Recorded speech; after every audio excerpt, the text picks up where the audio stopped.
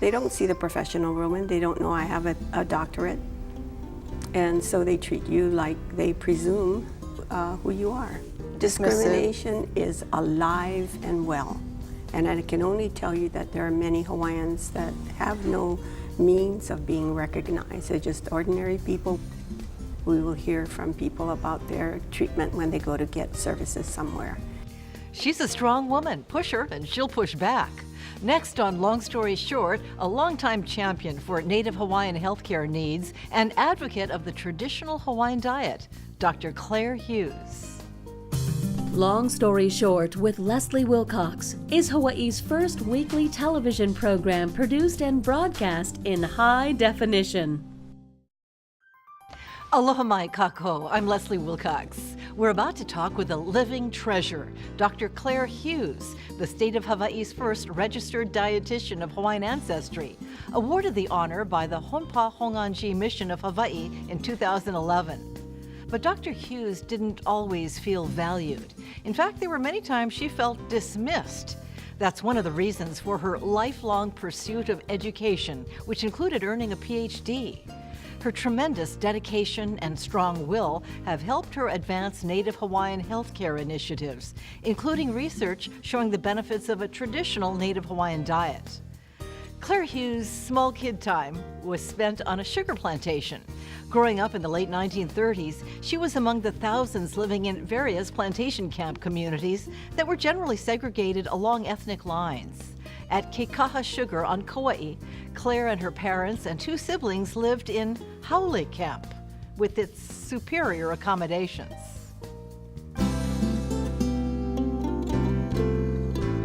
We were the only Hawaiian family that lived in Haole Camp.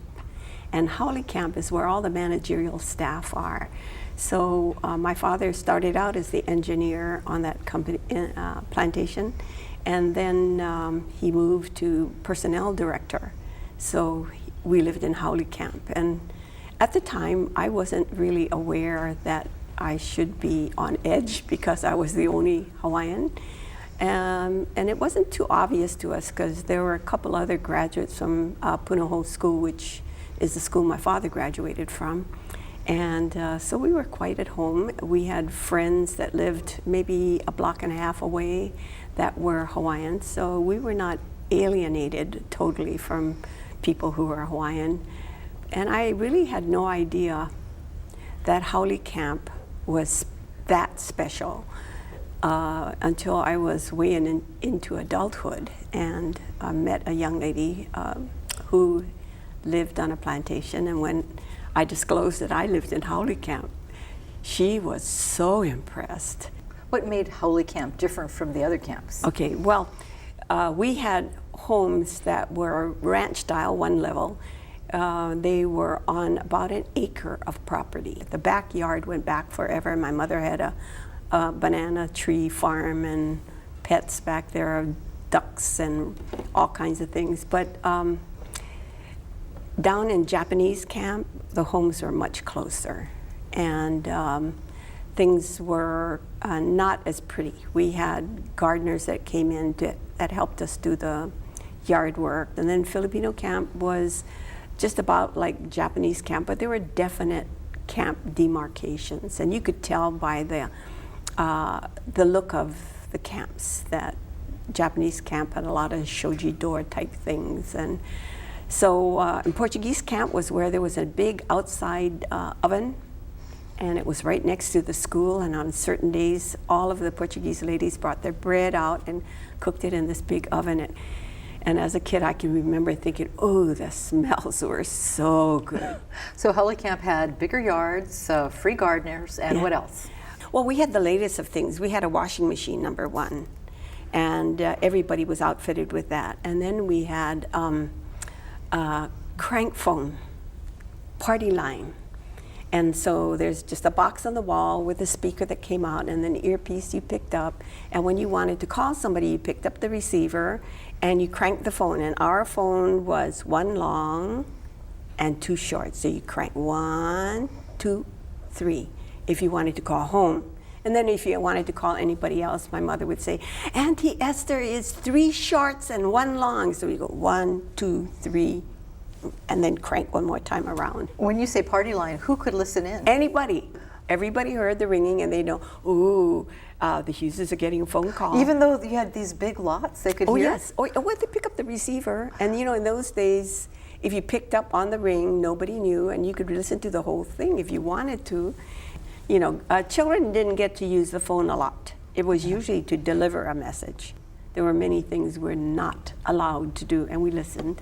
You did listen. Were your parents considered strict for the time? Well, my mother was the strictest mother.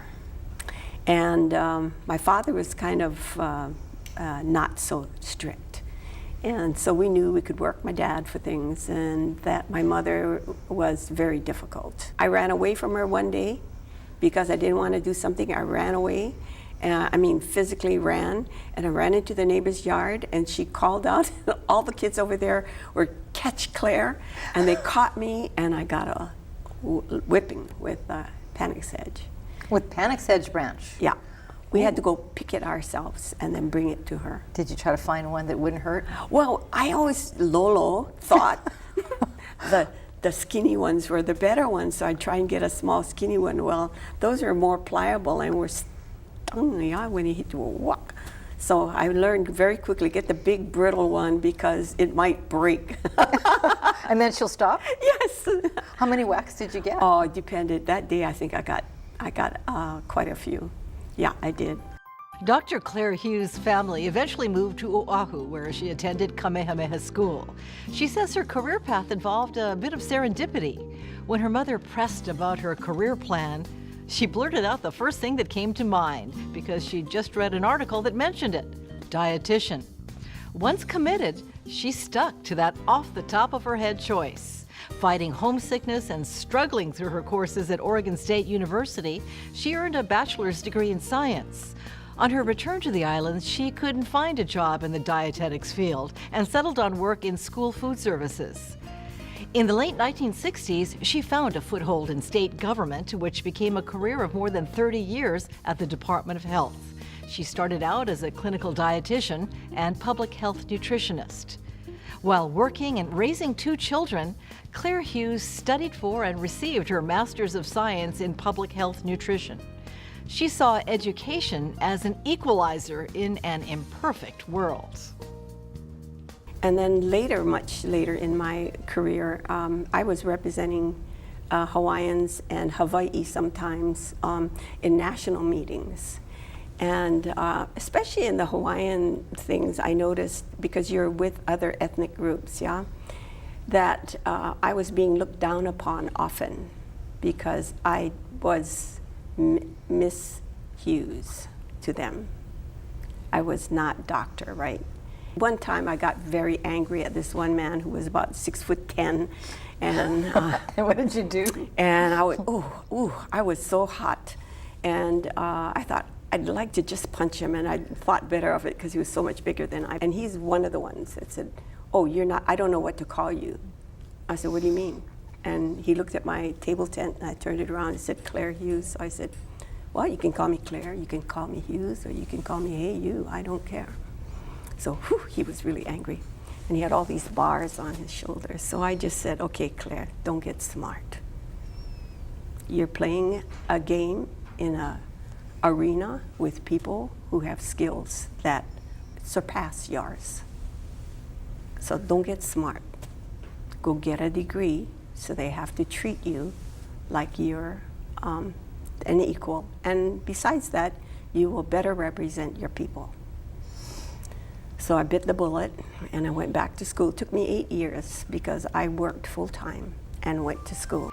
In the late 1980s, Dr. Claire Hughes collaborated with medical doctors Emmett Aluli and Kekuni Blaisdell on what was to be groundbreaking work, establishing the value of returning to a traditional Hawaiian diet to restore and maintain health. They had done in 1985 a cardiovascular study, cardiovascular disease study. And they looked for risk factors, and they found many, and they found many untreated and previously undiagnosed problems. So both doctors were trying to devise some kind of a approach to reducing those risk factors. And they were looking for a cross-cutting issue. What could we take that would lower the risk for hypertension, high cholesterol, overweight, and all of these things? Well, what's a cross-cutting issue? Eating. So they decided diet. Okay, diet. We studied a lot of Kawena Pukui's work with the handies. You know, there were two professors. Kawena Pukui worked with them to identify all of the plants and then to describe how they were used and describe the diets, usually for children and for pregnant women and for adults. And so when I worked with both doctors, we decided that, okay, this is what the diet was going to be. We're going to include all of these foods. And on that diet, no one was allowed to lose weight. Okay. Why is that? They wanted any blood change, you know, blood fat and blood sugar and all of those changes. They didn't want it to come from the body losing weight and getting rid of those things. I see. They wanted to maintain the body weight, so any changes in the blood would show what was being changed, which what we were changing was the food that was going in. So with a change in food, would that be enough to lower blood cholesterol? That was the main emphasis. And so anyway, we ran this diet program. 1 week was adjusting, and then we went to a straight-on Hawaiian food only, and traditional Hawaiian food. Didn't look anything like a luau table looks like today. No squid luau. No squid. Well, maybe squid luau, but no cake. And no lots of sugar poured into the squid luau. Yeah, nothing like that. So it was just plain Hawaiian food, and there was not enough food on that island. So quite often I'd get a call early in the morning, okay, Claire, we need so much taro, we need so much poi, can you get it for us? So I'd have to call around downtown and find out what poi factory would be able to give me these items, and then I would run it on my lunch hour. I'd run it down to the airport, and they'd throw it on the plane to Molokai. So the diet ran 4 weeks, I believe it was, and then the same people went on the new regime, which was to go back to what they were eating originally. So all the high saturated fat, all the salt, all the awful things that we had told them were awful. And their blood picture changed, and it frightened them. And so I would never be part of that again, a test on a human test, where you take away things and show people how healthy they're getting, and then you put back the harmful things and let them see how sick they are. So anyway, what we did find out that just changing to poi and taro and sweet potato and banana and all the greens, Emadaluli allowed absolutely no Western food. So with all of that, we found that their blood sugar dropped, their cholesterol dropped significantly, there were fewer allergies. I mean, there were just a whole array of improvements that the people felt. Now, what is the magic of poi? Why is that such a great food? Well, you know, for Hawaiians, of course, it is representing the god Kani, the taro plant. And he is the most primal force that we have in our belief system. That has a spiritual essence that is surpasses any other food. We found out with university studies that were done in the 40s, they found out that it is one of the easiest foods for babies to digest. There are B vitamins in it. There's a little bit of calcium in it, more than potatoes have. And because Hawaiians ate such a large amount of poi, it actually amounted to something. The calcium amounted to something. If you ate the leaves of the taro, the luau, you'd have plenty calcium, plenty iron. There's a little bit of iron in the taro corm as well. So it's chock full of all kinds of minerals, as the calcium and iron being two.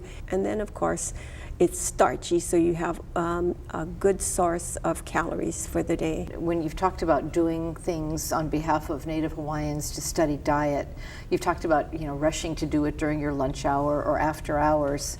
Is there a reason for that? Why Yeah, there was no support for my doing it on company time.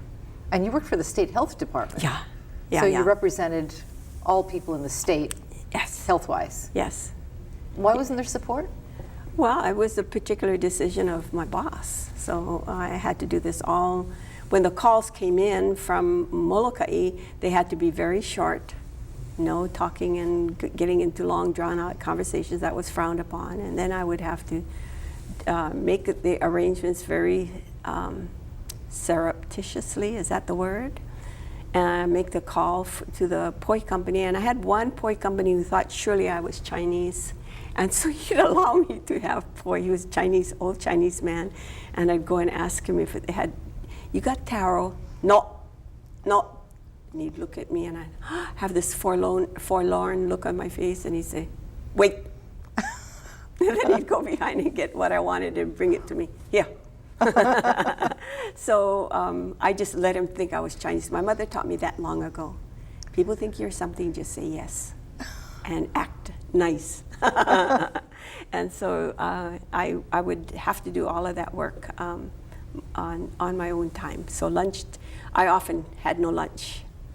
And yet this is what you're known for today. Now, yes. On the Molokai diet study, he called it ho'oke'ai. Dr. Aluli called Dr. Jack Lewin. The health director. Yes, and he said to Jack Lewin, we need Claire. And so Jack Lewin came down and told his boss, Claire is needed.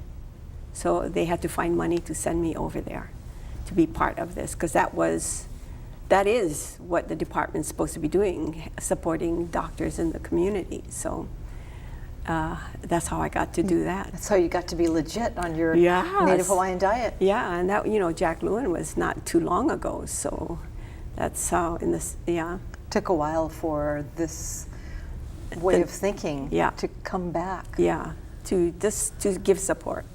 Yeah. Well, what do you think people should know but don't know about a Native Hawaiian diet? Our calculations were 75 to 78% plant food. So if you picture a clock from the 12 all the way around to 10 on your plate would be full of sweet potato, taro, poi, all the greens in the world, limu, yams, whatever. And we had a few fruit, not many. And many were forbidden to women, like bananas we couldn't eat. Women couldn't eat. So 3/4 of your plate would be full of vegetables and plant food. The 12% would be for protein. And with Hawaiian diet, it's fish. And everybody says, well, there's pork. Well, pork was a really ritualistic food. I mean, it was saved for the big celebration. It was a ritual food. It was not really eaten every day. And then the last little bit would be fat, because the fat was not added. You didn't put gravy, you didn't put butter, you didn't put oil, because there was no such thing. So where did the fat come from? From the food itself, from inside the fish, inside the chicken. There was also chicken, and they ate birds too. So, and that's why Hawaiians were not fat.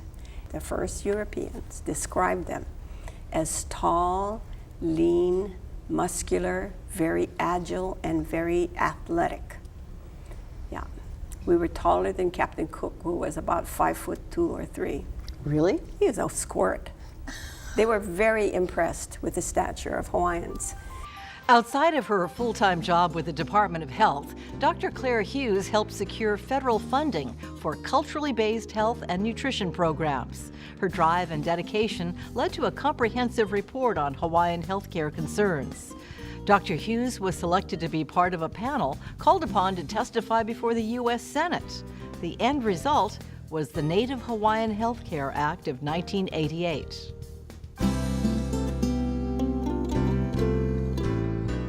You're a petite woman, but you strike me as somebody who I'm formidable. I wouldn't want to go up against you. Don't get me angry. All my friends know when I am angry, I am a formidable opponent.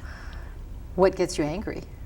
Oh, I think most of the time it is discrimination. Yeah, I don't like Against? that. Well, I will fight for others, but I don't like it when it happens to me either. And in my old age, I will let people know that I am not at all pleased. If somebody gives me an attitude that I know is dismissive because of who I am, what they think who I am, I'll let them have it right between the eyeballs. Example. Well, I went into a doctor's office one day, and apparently I didn't have an appointment, but I had to stop in downstairs and get it was a new situation, and I got my chart, which was an irritant for me. And then I went into the doctor's office, and this very officious woman came up and she says, "You have an appointment with the doctor? Who gave you that appointment?" And I said, "I don't know." So she turned to one girl, she said, "Did you give her this appointment?" And the girl said, "No." And then she went to the other, "Did you give her this appointment?" She says, "No." And so I could see that the girls were kind of frightened of her. So she, "Well, who gave you this appointment?" I said, "I don't know. It was on the phone. Some officious woman gave me an appointment." And she goes, so she knew I was quite angry. And then she didn't want to give me my chart back. So I said, "Give me my chart, please." And she said, "No, this is my chart." I said, "Excuse me, who handed you that chart?" And she said, "You did." I said, "Then hand it back to me. I want it now." She gave it back to me, and I walked out, and I took my chart back home, and I threw it away. Never went back there. Wow. Never. Why would people be dismissive of you? Well, I don't know. I can only presume, okay? Because my appearance is a dead giveaway, okay, who I am. And that's what they see of me, and they treat me like that. You're saying you're Native Hawaiian? Right. Even in this day and age? With you, and you're a professional woman? They don't see the professional woman. They don't know I have a doctorate. And so they treat you like they presume who you are. Now I'm known, so when I go into certain circles, they're a little bit nicer. Some of them are very much nicer to me. People are discrimination is alive and well. And I can only tell you that there are many Hawaiians that have no means of being recognized. They're just ordinary people, which I was apparently to this woman. And they don't like it, and we hear that often. We will hear from people about their treatment when they go to get services somewhere. And it always is the same that I felt. Where does it come from? I don't know. People do that because they want to feel more powerful, I guess. I have no clue. I have no clue. I think they're annoyed maybe by certain things Hawaiians want to do or are doing. I followed Ke Kuni Blazel once talking to some professionals about the Hawaiian diet, and he said, well, Hawaiians believe that their foods represent the gods, the 4 primary gods. And so he said, when we eat our foods, he's so cute, when we eat our foods, we become godlike and strong. I can see him saying Isn't that. it cute? And so I saw the look on everybody's faces, in the front row. There was revulsion on some cases. So I loved it because it was my turn next. And I said, I don't know what you were thinking, but I'm, by faith, I'm an Episcopalian. And I said, when I go to the communion rail, I'm offered a wafer. And it is called and they had to respond, the body of Christ. And I said, then the minister says, take and eat it. I said, oh, eat it. And I said, and then a chalice of wine is passed. And they tell me this is the blood of Christ. Blood of Christ. Take and, I made them say, drink it. I said, oh, how heathen. I said, it's the same thing, exactly. And I think it's a wonderful thing that people picture the foods that they're eating as strength-giving representations of the gods. I think it's a beautiful thing. And how wonderful that you can take this in 3 times a day. Take in this strength to make you more godlike. And I think it's a wonderful thing. Puts you very close to your gods. Dr. Claire Hughes is a Living Treasure honoree. She's polished with a bit of an edge. She has fought for respect as a Hawaiian and as a professional in her field. She credits her colleagues and teachers with providing support and direction in her career. In retirement, Dr. Hughes continues to advocate for helpful lifestyles in her column for the OHA publication, Kawaiola. Mahalo piha, Dr. Claire Hughes, for sharing your long story short. And thank you for watching and supporting PBS Hawaii. I'm Leslie Wilcox. Ahui ho kako. For audio and written transcripts of this program and all episodes of Long Story Short with Leslie Wilcox, visit pbshawaii.org.